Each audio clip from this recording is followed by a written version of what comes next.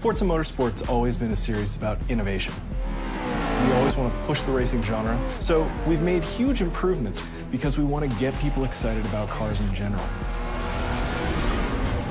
The Alps is the ultimate driving road because it's set in a beautiful location, and the ribbon has been hand-tuned over months of testing to make sure that it's just the right balance of speed, challenge, fun, in a wide variety of cars for a wide variety of players. Because we're a virtual game, nobody's going to get hurt. Since we're not concerned about driver safety, we can go to these epic places like the Bernese Alps and build basically the world's best driving roads, and we have total creative freedom. We actually looked at 15, 30 different locales, and the Alps is just the most epic.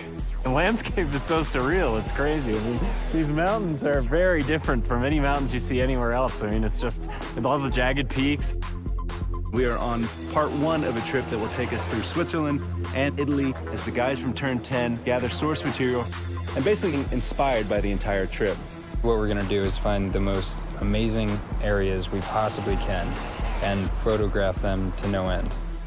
We took a really long elevator ride after a train ride and a long walk and another train ride. Took a while to get up here, but oh my God, it's worth it. Did you guys see the background and everything? Yeah. So right now we're at the Grindelwald region of Switzerland, and we're taking reference photos. We mount a camera to a tripod on a panorama head. The panorama head enables us to take pictures in different increments and multiple exposures.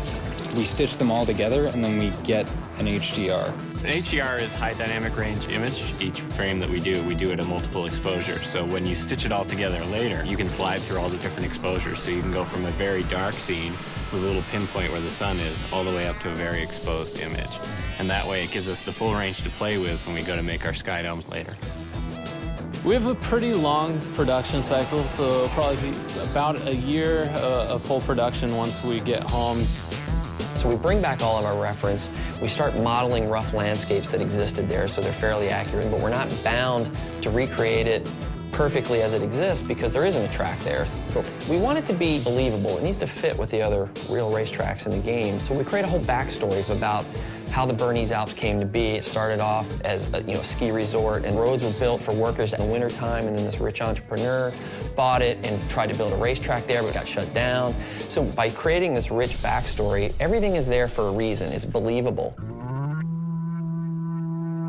Fictional tracks are a chance for us to really showcase some of the graphical tech that we have in our game. We've redone our lighting engine, and this track in particular, with its very bright snow and blooming, really shows off what our graphics engine can do. The television can only represent basically one order of magnitude of brightness, from 0 to 255, black to white, whereas the human eye in the real world can see, I think, 7 orders of magnitude of brightness, and in the real world there exists far beyond that. The sun is infinitely brighter than a white piece of paper, but on a television screen they look the same.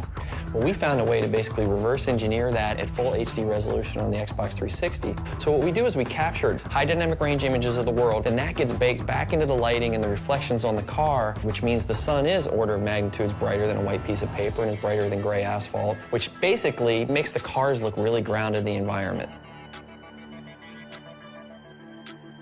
We've traveled thousands of miles, we worked thousands of hours, and here it is, the Bernese Alps track in Forza 4.